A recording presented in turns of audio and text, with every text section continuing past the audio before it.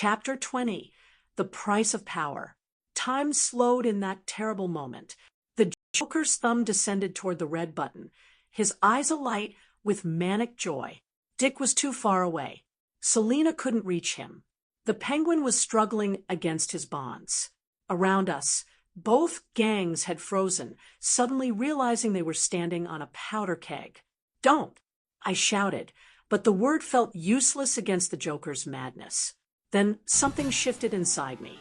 The Dream Angels, those entities that had given me power years ago to fight Freddy Krueger, stirred.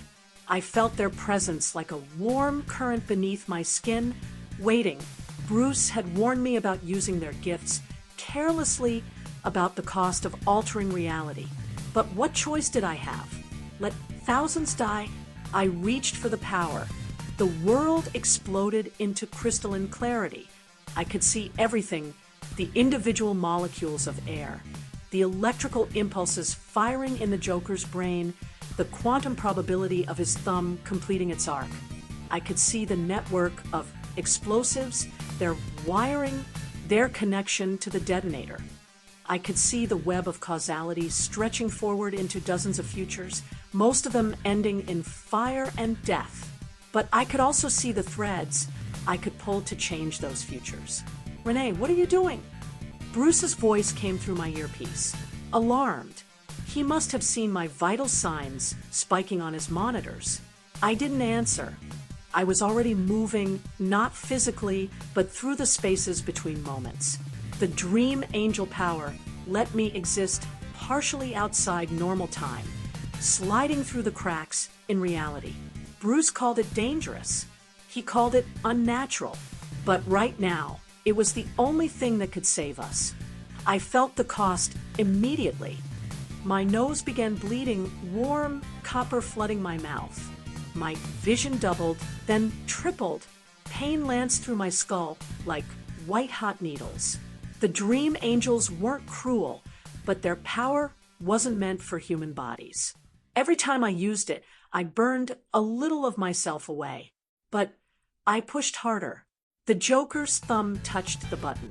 I felt the electrical signal begin its journey through the detonator circuits, racing toward the explosives. In the frozen instant, I followed that signal, my consciousness riding along the wiring like a ghost. I found the junction boxes, the relay switches, the blasting caps embedded in C4 packages throughout the site, and I unmade them. It wasn't destruction, it was gentler than that, and far more absolute. I reached into the quantum foam of reality and convinced the molecules of the explosive compounds that they had always been inert. I rewrote the probability curves of the electrical connections, so they had never quite been completed. I altered the fundamental nature of the detonator so that it had always been, would always be, nothing more than a useless piece of plastic and wire. The universe resisted. Reality didn't like being rewritten. I felt the pushback, like trying to swim upstream, through concrete. My body convulsed. Blood poured from my nose, my ears. I tasted iron and smelled burning ozone. "Renee!" Selina's scream sounded like it was coming from miles away. Then it was done. Time snapped back to normal speed. The Joker pressed the button. Nothing happened. He pressed it again, frowning. Then again, jamming his thumb down repeatedly. Click, click, click. Silence. "Well," the Joker said after a moment, examining the detonator with genuine puzzlement, "that's unexpected." I collapsed to my knees, the world spinning. Selina caught me before I hit the ground completely through blurred vision. I saw Dick take advantage of the Joker's distraction, sweeping his legs and pinning him in a practiced hold. "I've got him!" Dick shouted.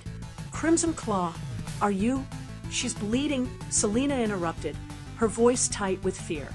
Her hand came away from my face covered in red. "Bruce, what do we do?" "Get her out of there." Now, Bruce's voice was controlled, but I could hear the worry underneath. "Gordon's units are 30 seconds out. You need to disappear." Sirens wailed closer, painting the construction site in alternating red and blue. The Penguin was unconscious, his umbrella a twisted wreck. The Joker thrashed in Dick's grip, still giggling despite his capture. "You did something," the Joker said, his eyes finding me even as Dick secured his wrists. "Something impossible. I can taste it in the air. You're not just some girl in a costume, are you?" I tried to respond, but my mouth wouldn't work properly. The dream angels were retreating, their power flowing back to wherever they dwelled when not in use. But they left me with a message, wordless but clear. There were consequences to what I'd done. Reality remembered being rewritten. Something had been set in motion. "Move," Dick urged. "I'll handle the handoff to Gordon. Get her to the bunker." Selina lifted me, with surprising strength, supporting most of my weight. We stumbled toward the service tunnel we'd used to enter the site.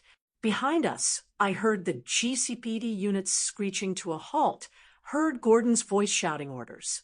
"Stay with me," Selina murmured as we descended into darkness. "Please stay with me." I wanted to tell her I was okay, that I'd be fine. But I wasn't sure that was true. The dream angel power had saved thousands of lives tonight. But as consciousness started to slip away from me, I wondered what price I would ultimately pay for rewriting reality, and whether I'd have to pay it alone.